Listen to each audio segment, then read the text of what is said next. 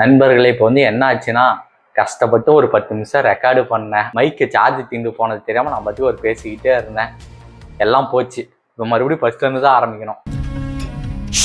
So வணக்கம் நண்பர்களே, welcome back. இந்த வீடியோவில் நம்ம என்ன பார்க்க போகிறோம்னா, என்னதான் ஆச்சு நம்ம கோலிவுட்டுக்கு, ஏன் வெறும் மொக்க படங்களும் டாக்ஸிக் படங்களாகவுமே வருது அப்படின்றத பற்றி இந்த வீடியோவில் பார்க்க போகிறோம். ஸோ பேசாம வீடியோக்குள்ளே போயிடலாம் வாங்க. 2026 ஆரம்பிச்சு ஒரு பாதி மாசத்துக்கு மேல போச்சு. ஒரு 200க்கு மேல தமிழ் படங்கள் ரிலீஸ் ஆயிருக்குது. ஆனா அதுல சொல்லிக்கிற மாதிரி படம்னு பாத்தீங்கன்னா, கருப்பு, பராசக்தி, பிளாஸ்ட், தாய் கிழவி, யூத், எல்ஐகே, கர, triple D, விக்கிலவு, வாவாச்சாரு, hotspot, Jackie, மயிலாடு, ஹாப்பிராஜ், Kalidas 29. இதுல சூப்பரான ஒரு படங்கள் கேட்டீங்கன்னா ஒரு 2-3 படம் தான் வரும். அதாவது எல்லாரையும் என்ஜாய் பண்ற வச்ச மாதிரியான ஒரு படங்கள், இல்லை ஒரு நல்ல கருத்து எக்ஸ்பிரிமெண்டலான படங்கள். இதில் என்ன சொல்லணும்னா ஒரு 2-3 படங்கள் தான், அவ்வளவுதான், வேற ஒண்ணுமே இல்லை. இதெல்லாம் யாரா உன்கிட்ட கேட்டா, யாரா நீ மென்டல் ஸ்பெஷலிஸ்ட்? அதுவும் பார்த்தீங்கன்னா இதில் பராசக்தி, எல்லைக்கெல்லாம் நொந்து போயிருந்த தியேட்டருக்கு போயிட்டு எதுக்குடா தியேட்டருக்கு வந்தோம் அப்படின்ற மாதிரி நொந்து போயிட்டேன். எதெல்லாம் பொறுத்துக்கிற வேண்டி இருக்கு. ஐயோ, ரிலீஸ் ஆனதுலேருந்து நீங்க எத்தனை படத்துக்கு தியேட்டருக்கு போயிருக்கீங்க? கணக்கு போய் சொல்லுங்க பார்க்கலாம். எனக்கு தெரிஞ்சு நான் வெறும் 2 படத்துக்கு தான் போயிருக்கேன். பராசக்தி, கருப்பு. இதெல்லாம் கருப்பு எனக்கு தியேட்டருக்கெல்லாம் சூப்பராக ஒர்க் ஆச்சு. ஆனா பராசக்தி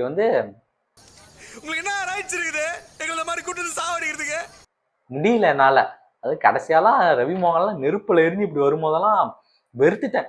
எதுக்குடா இந்த படத்துக்கு வந்தேன், ஏன்டா இப்படி உக்காந்துட்டு இருக்கோம், என்னடா நடக்குது இங்க, அவன் ஏன்டா இப்படி பண்றான், இவன் ஏன்டா அப்படி பண்றான், ஐயோ மண்டவெளி எடுத்த படம். புலம்பரத்தை விடுவோம், இதுக்கு மேட்ருக்கு வரும். தமிழ் சினிமாவில் மொத்தமாக இவ்வளோ படங்கள்லாம் வந்திருக்கு. இதுக்கு முன்னாடி என்னாச்சும் ஒரு நல்ல படங்கள் வந்துருக்குதான்னு கேட்டிங்கன்னா, முன்னாடி ஒரு 2 வருஷத்துல என்னாச்சும் ஒரு நல்ல படங்கள் எடுங்க, கைவிட்டு எண்ணிடலாம், அவ்வளவுதான். திமிரா உட்காந்துட்டு பேசிட்டு கூடாது. ஆளுக்கு பெரிய நீங்க தான் பெரிய அறிஞர்கள், பிறக்கும் போதே 6-7 மூளை வச்சு உங்களுக்கு படைச்ச மாதிரியும் நாங்கெல்லாம் களிமண்ணம் வச்சிருக்கிற மாதிரி மண்டைக்குள்ள ஒழுங்கா இருக்கணும். நீங்க சொல்லலாம் அதெல்லாம் நல்ல நல்ல படமா தான் வருது, நீ மூடுன்னு. ஆக்சுவலா நம்ம கோலிவுட் இப்படி இருந்த சினிமா கிடையாது. அப்படியே கொஞ்சம் நீங்க ரீவைண்ட் பண்ணி பார்த்தீங்கன்னா, ஒரு 2007 2008ல ஒவ்வொரு மாசத்துக்கு ஒரு 2-3 சூப்பர் படங்கள் வரும். ஒவ்வொரு ஹீரோ கிட்ட இருந்து அவ்வளோ பெஸ்ட் படங்கள் வரும். ஒவ்வொரு ஜானருக்கும் நம்ம கிட்ட அவ்வளோ சூப்பரான டைரக்டர்ஸ் இருந்தாங்க. இப்போ எக்ஸாம்பிள் லவ்னு எடுத்துக்கிட்டீங்கன்னா மணிரத்னம், கௌதம் மேனன். அதாவது நீங்கள் ஒரு கமர்ஷியல் படம் எடுத்துக்கிட்டீங்கன்னா ஏஆர் முருகதாஸ், சங்கர். அதாவது நீங்கள் எக்ஸ்பிரிமெண்டல் படம் எடுத்துக்கிட்டீங்கன்னா செல்வராகவன். இந்த மாதிரியான டிஃப்ரெண்டான டைரக்டர்ஸ் தமிழ் சினிமாவை அவ்வளோ வளர்த்துருக்காங்க. இந்த வருஷத்திலே என்னைய இம்ப்ரெஸ் பண்ண ஒரு சூப்பரான ஒரு படம்னா அது தாய் கிழவி, 29. கருப்பு எனக்கு தியேட்டருக்கெல்லாம் பிடிச்சிருந்துச்சு. கருப்பை பற்றி ஆண்டா இவ்வளோ பேசுகிறேன்னா, ஐ எம் பேசிக்கலி தலைவர் ஃபேனு. கரை நல்லா இருந்துச்சு, ஹாப்பிராஜும் நல்லா தான் இருந்துச்சு, ஓகேவா இருந்துச்சு. இந்த மாதிரியான படங்கள்லாம் வந்திருக்கு. இதுக்கப்புறம் வரக்கூடிய மாதங்களில் என்னாச்சும் ஒரு படம் வருமா அப்படின்னு கேட்டிங்கன்னா என்னது, ஜெயிலர் 2 இருக்கு, சூர்யா படம் ஒரு 2 படம் இருக்கு, அரசன் இருக்கு. என்னோட ஃபுல் எக்ஸ்பெக்டேஷன் அரசன் மேலே மட்டும்தான் இருக்கு. அரசனுக்கு மட்டும் ஏதாச்சும் ஆச்சு ஓகே. எதனால நம்ம கோலிவுட்டுக்கு இந்த மாதிரியான பிரச்சனைகள் இருக்கு? ரீசன் நம்பர் 1, நல்ல கதை, திரைக்கதை. நாஸ்டாலஜிக்கை வச்சு விளாடுறது இந்த மாதிரி இல்லாமல் ஒரு நல்ல கதையோட திரைக்கதையோட வந்த படங்கள்லாம் நீங்கள் எதாவது சொல்லுவீங்க. ரீசெண்டாக வந்த படங்கள்ல இல்லை அந்த அளவுக்கு. அதுவே இப்போ அன்பே சிவம், 1001 மாதிரியான படங்கள் எனக்கு எக்ஸ்பிரிமெண்டல் படங்கள் இல்லை. இப்போ இந்த ஒரு 2-3 வருஷத்துலேயே வந்ததில் இந்த படங்கள்லாம் ஒரு கல்ட்டு கிளாசிக்கான படம், இன்னும் எத்தனை வருஷம் கழிச்சு இதை பற்றி பேசுவாங்க அப்படின்ற மாதிரி படம்லாம் நீங்கள் எதை சொல்லுவீங்க? ஏதோ 2-3 படம் சொல்லுங்க பார்க்கலாம். இல்லை, மெய்யழகன், லவ்வர் இந்த மாதிரியான படங்கள் தான் இருக்குதே தவிர சொல்கிற மாதிரியான படங்களும் இல்லை. ஆக்சுவலாக எந்த ஒரு ஜானர்லையுமே நம்ம எக்ஸ்ப்ளோர் பண்ணாமல் வெறும் இதை மட்டும் வச்சு போட்டு ஓட்டிக்கிட்டு இருக்கோமே தவிர வேற படங்களே அந்த அளவுக்கு இல்லை. இப்போ கைதி, மாஸ்டர், யூனிவர்ஸ் ஆரம்பித்தாங்க, அது ஓகே. அதுலேயும் லியோவில் கொஞ்சம் தடுமாறிடுச்சு. அவன் ஒரு மனுஷன் ஒரு படம் மொக்க கொடுத்ததுக்கு 1 வருஷமா போட்டு அடிக்கிறானுங்க. ஆவண்டா அவரு என்ன சிரிச்சுட்டே சொல்றாரு? வெளியே தான் அம்மா சிரிக்கிறேன், உள்ள அழுதுட்டு இருக்கேன். Reason number 2, audience. ஒரு நல்ல படம் வந்தால் நம்ம ஆளுங்க பார்க்கறது கிடையாது. இப்போ கடைசி விவசாயி மாதிரி ஒரு படம் வந்தாலோ இல்லை இந்த மாதிரி ஒரு நல்ல நல்ல கண்டென்ட் ஓரியன்ட் படம் வந்துச்சுன்னா பார்க்கறது கிடையாது. அது தியேட்டரில் சரியாக ஓட மாட்டேங்குது. அதுக்கப்புறம் என்ன பண்ணுவாங்க, அந்த மாதிரி படத்துக்கு அதிகமாக ப்ரொடியூஸ் பண்ண மாட்டாங்க, அந்த மாதிரி கதைகள் வராது. அது ஒரு மெயின் ரீசன் தான். அதனால என்ன சொல்றேன்னா, நல்ல படம் வந்துச்சுன்னா அதுக்கு சப்போர்ட் பண்ணுங்க. அதுவே இப்போ வந்து ஒரு ரஜினி, விஜய், அஜித் நடித்த படங்களே நல்லா இல்லைன்னா அதை வந்து ஓட வைக்காதீங்க, அவ்வளவுதான். அப்படின்னா தான் என்ன பண்ணுவாங்க, நமக்கு ஏற்ற நல்ல படங்களை கொடுப்பாங்க. நீங்கள் வந்து என் தலைவன் ஸ்க்ரீனில் வந்தாலே போதும் அவ்வளோதான் அப்படின்ற மாதிரி பண்ணீங்கன்னா அடுத்து அவங்க நல்ல கதையெல்லாம் நடிக்க மாட்டாங்க. கிரிட்டிசிசம் வந்து ரொம்ப முக்கியமான ஒரு விஷயம். இப்போ வந்து நீங்கள் ஒரு படம் நல்லா இல்லைன்னு சொன்னீங்கன்னா தான் அது வந்து அவங்களுக்கு தெரியும், அடுத்து அவங்க அதை மாற்றிக்கணும்னு நினைப்பாங்க. இப்போ வந்து நானே சொல்கிறேன்ல, கருப்பில் வந்து நிறைய மிஸ்டேக்ஸ் இருக்குது, அதை நானே சொல்லுவேன்.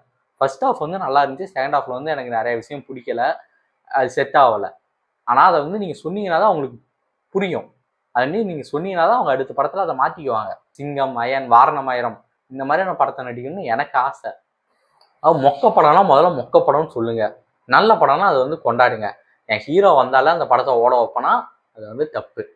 அது வந்து யாராக இருந்தாலும் சரி, நீங்கள் வந்து சொல்லவே மாட்டேன் என் தலைவன் பண்ணுறது எல்லாமே சரிதான், படம் வந்து சூப்பராக இருக்குது, மொக்க படத்தையும் நீங்கள் வந்து படம் சூப்பராக இருக்குதுன்னு சொல்லி முட்டு கொடுத்து பேசுனீங்கன்னா அவங்க மறுபடியும் அதே மாதிரி படம் தான் நடிப்பாங்க. இப்போ வந்து விஜய் எடுத்தோம், விஜய் வந்து உங்களுக்கு எந்த மாதிரி படத்தை பார்த்து உங்களுக்கு விஜய் பிடிக்க ஆரம்பிச்சு? கில்லி, துப்பாக்கி, கத்தி இந்த மாதிரி படங்களை பார்த்தா விஜய் எல்லாத்துக்குமே பிடிக்கும். ஆனா இப்போ அவர் அந்த மாதிரி படங்கள் நடிக்கலாம்னா நடிக்கலன்னு சொல்லுங்க. என் ஒய்ஃப் கிட்ட நான் போய் சொல்லணும்னு நினைச்சா சொல்ல முடியாது சார், ஏன் சொல்லுங்க. அப்புறம் ரீசன் நம்பர் 3, நம்மளுக்கு தெரிஞ்ச பெரிய ஹீரோஸ் இப்போ எல்லாம் நடிக்கிறதுனா என்னது, ஒன்று போலீஸு இல்லைன்னா ரவுடி. இதை தவிர வேற கான்செப்ட்ல நடிக்கிறதும் இல்லை, வேற கான்செப்ட் வரதும் இல்லை. ஆக்சுவலாக பெரிய ஹீரோ படம்னா தான் எல்லாம் ஃபேமிலியோட போய் பார்ப்பாங்க. இதெல்லாம் வெறும் ரிப்பீட்டாக ஒன்று தான், போலீஸு ரவுடி போலீஸு ரவுடி இந்த மாதிரி படங்கள் நடிக்கும் போது உங்களுக்கு வந்து அதுவே ஒரு மாதிரி சேச்சுரேட் ஆகி செலுப்பாயிரும், அவ்வளவுதான் போடா என்னடா அப்படின்ற மாதிரி. Number 3, OTT. நாம் வந்து இதுக்கு முன்னாடி அந்த அளவுக்கு படங்கள் பார்த்துருக்க மாட்டோம். ஆனால் இப்போ ஓடிடி வந்ததுக்கப்புறம், கொரோனா வந்ததுக்கப்புறம், ஓடிடி எல்லாம் பார்க்க ஆரம்பிச்சதுக்கப்புறம் எல்லாருமே டிஃப்ரெண்டான படங்கள் பார்க்க ஆரம்பிச்சிட்டாங்க. ஹாலிவுட் படங்கள், கொரியன் படங்கள் இந்த மாதிரியான படங்கள் நிறையா பார்க்கவும் அந்த மாதிரி நல்ல கதைகள் படங்கள் வேணும்னு சொல்லி அவங்களும் ஆசைப்படுறாங்க. பரவாயில்லையே, உனக்கு உலக சினிமா நாலேஜ்லாம் இருக்குதா? அந்த லெவலுக்கான படங்கள் வராத போது அது அந்த அளவுக்கு ஓடுறது இல்லை. அது ஒரு மெயின் ரீசன் தான். இந்த 100 கோடி 200 கோடி இந்த மாதிரியான டார்கெட்டு எதுக்கு? நமக்கு அது தேவையா? நம்ம கொடுக்குற 190 ரூபாய்க்கு நமக்கு ஒரு நல்ல படம், தரமான படமாக கிடைச்சா போதும். 1000 கோடி 2000 கோடிக்கு இவனுக்கு சண்டை போச்சுக்கிறானுங்க, நீங்க எதுக்குடா சண்டை போறீங்க? அது ப்ரொடியூசரோட வேலைடா. நமக்கு தேவையானது என்னது? தியேட்டரில் போய் உட்காடுறோமா, இல்லை ஓடிடியில் டிவி முன்னாடி உட்காடுறோமா, அந்த ஒரு 2 மணி நேரம் நம்மளை வேற எதை பற்றி யோசிக்க வைக்காம ஒரு நல்ல படமாக என்டர்டெயின்மெண்ட்டாக கொடுத்துட்டாங்கன்னா போதும். அதை தவிர வேறு எதுவும் தேவையில்லை. நீங்கள் எதுக்கிட்ட அடிச்சுக்கிறீங்க? அதாவது பேன் இந்தியா படம் எடுக்கிறேன்ட்டு எல்லா லாங்குவேஜ்லேருந்து ஒவ்வொரு ஹீரோ தூக்கி போட்டு அது பேன் இந்தியா படம்னு நினச்சிக்கிறாங்க. பேன் இந்தியா படம்னா ஒரு நல்ல படம் எடுத்தீங்கன்னா அது பேன் இந்தியா உலகம் பூராமல் அது ஹிட் ஆகும். இப்போ வந்து நீங்கள் வந்து மகாராஜாவை எடுத்துக்கோங்க, அது என்ன பேன் இந்தியா படமாக எடுக்கிறேன், அப்படி எடுக்கிறேன் இப்படி எடுக்கிறேன்னா எடுத்தாங்க இல்லை.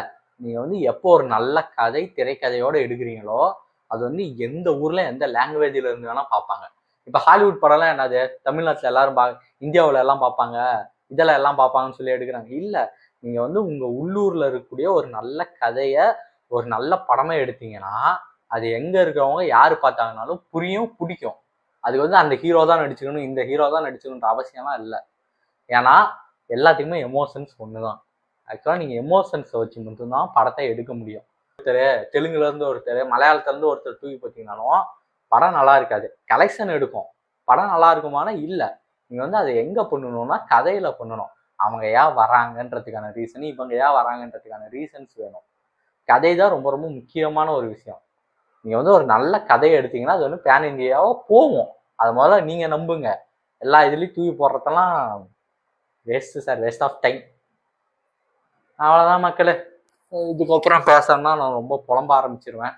அதனால் இதோட முடிச்சுக்கலாம். நான் தான் என்னமோ ரொம்ப மோசமான நிலைமையில இருக்குன்னு நினச்சேன். கோலிவுட் என்னை விட ரொம்ப மோசமான நிலைமையில இருக்கு. உன் பக்கத்து ஸ்டேட் தான் நான் மோலிவுட், அவெல்லாம் பாரு எவ்வளோ நல்ல நல்ல படமாக கொடுக்குறான். கம்பேர் பண்ணி பேசி பேசி எது கம்பேர் பண்ணுறீங்க? அதை விடுங்க.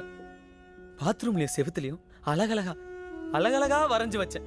வரைஞ்சா வச்சா, கிறுக்கி வச்சா, ஏதோ வச்சேன். நான் நீ என் காதை பிடிச்சி திருகி என் வாழ்க்கையே திசை திருப்பிட்ட. இல்லைன்னா இந்த ராக்கி ஹை லெவல்ல போயிருந்தா ஒரு ரவிவர்மன் மாதிரியோ அட்லீஸ்ட் திரைப்பார்வை மதன் மாதிரியாவது கார்ட்டூன் வரைஞ்சு பெரிய ஆளா இருப்பேன். அதை விட்டுட்டு வராத படிப்ப வா வான்னா எப்படி வரும்? இந்த மாதிரியான பல ரீசன்ஸ் இருக்கு. ஆனால் தமிழ் சினிமா மறுபடியும் வரணும், அதான் என்னோட ஆசை. யாராச்சும் கோலிவுட்டை காப்பாத்துங்க போங்க. பை.